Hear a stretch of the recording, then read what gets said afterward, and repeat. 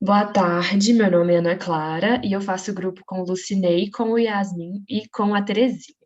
Nós vamos apresentar a anatomia aplicada à pronação dolorosa e nossos docentes são o professor José Cavazós e o professor Igor Wilson. Nosso orientador foi o Pedro Marinho.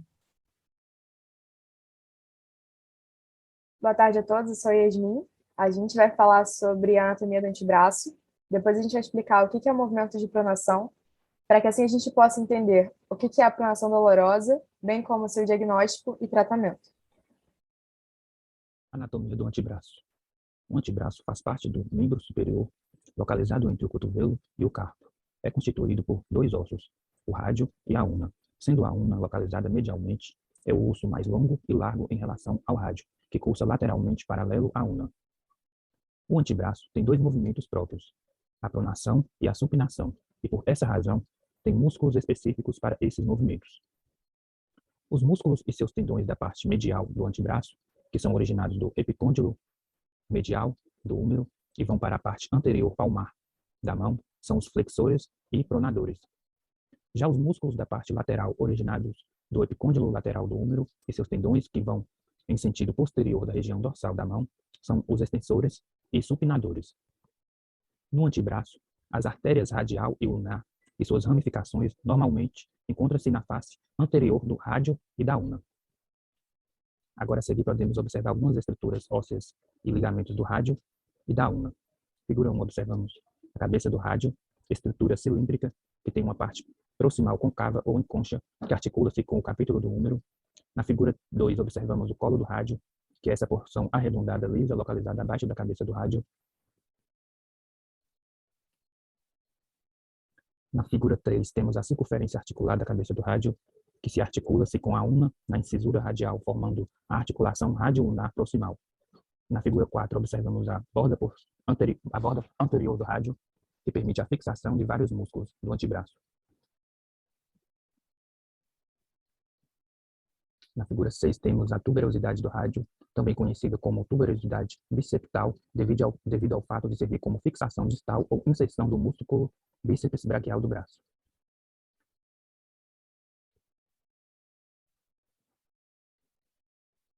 Na figura 7, temos o tubérculo dorsal do rádio. Figura 8, a borda posterior do rádio. Figura 9, temos a borda anterior da una. E na figura 10, observamos o olecrano da una, grande projeção arredondada de osso que forma a parte posterior da articulação do cotovelo. Na figura 11, temos a projeção coronoide da una, projeção que se estende da parte anterior e proximal do rádio. Na figura 12, temos a tuberosidade da una, também conhecida como tuberosidade braquial, que fornece fixação ao músculo braquial. Na figura 13, observamos o processo estiloide da una. Na figura 14, a membrana interóssea do braço, responsável por unir o rádio à una.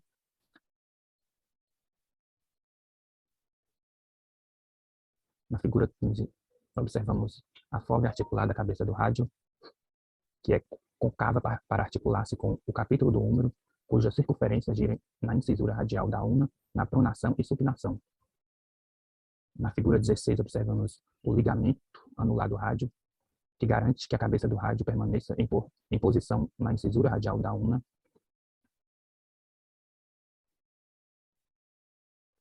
E agora observamos o ligamento colateral radial da articulação do cotovelo, na figura 17, que cursa entre o epicôndilo lateral, o ligamento anular e as margens anterior e posterior da incisura radial da una.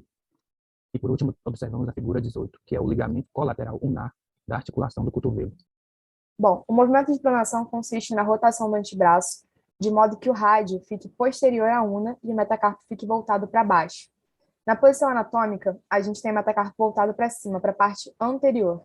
E o movimento de pronação é justamente esse movimento contrário, que consiste no metacarpo voltado para a parte posterior, ou seja, para baixo. Para realizar esse movimento, a gente tem o auxílio de dois músculos muito importantes.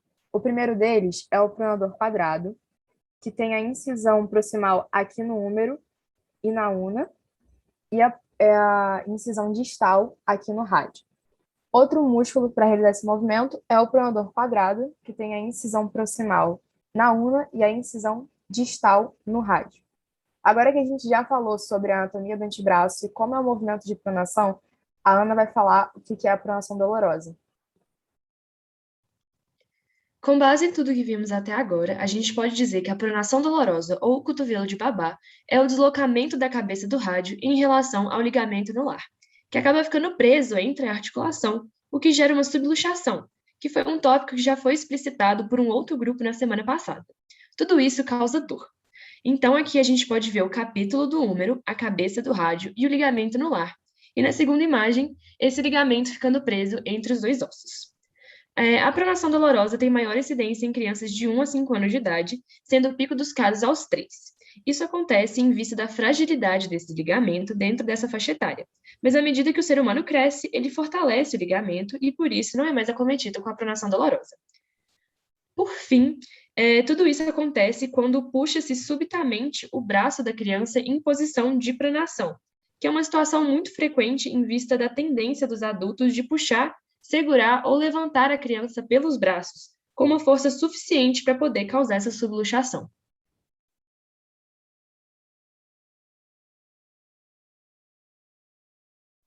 Boa tarde, eu sou Terezinha e vou falar um pouco sobre o diagnóstico e o tratamento.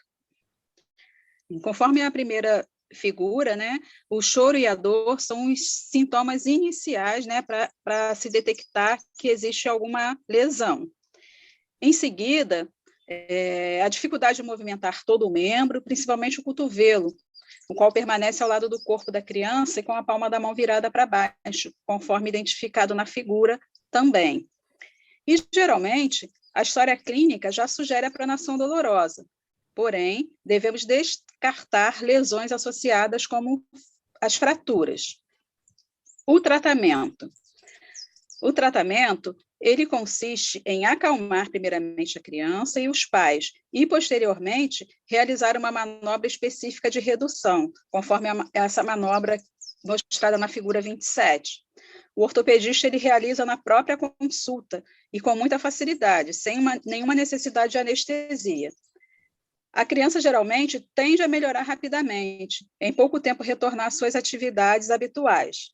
Normalmente, não há necessidade de nenhum tipo de imobilização ou de fisioterapia após a redução. Entretanto, algumas crianças permanecem com desconforto por alguns poucos dias devido a uma lesão do ligamento anular, conforme já foi falado anteriormente.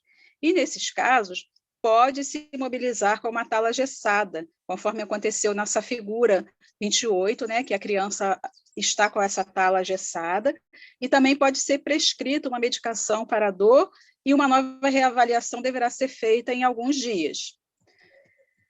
Então, o que devemos fazer para que a pronação dolorosa não aconteça? Devemos evitar de puxar ou erguer a criança pela mão, punho, braço, e sim segurando-as pelo tronco, especialmente aquelas que já apresentam esse episódio, conforme a figura seguinte, né, figura 29, né, vai mostrar a pronação dolorosa, né, onde ela ocorre, e na figura 30, mostramos a maneira correta e a maneira incorreta, né, de segurar uma criança pelo braço. Em seguida, apresentamos a nossa referência bibliográfica. E muito obrigada.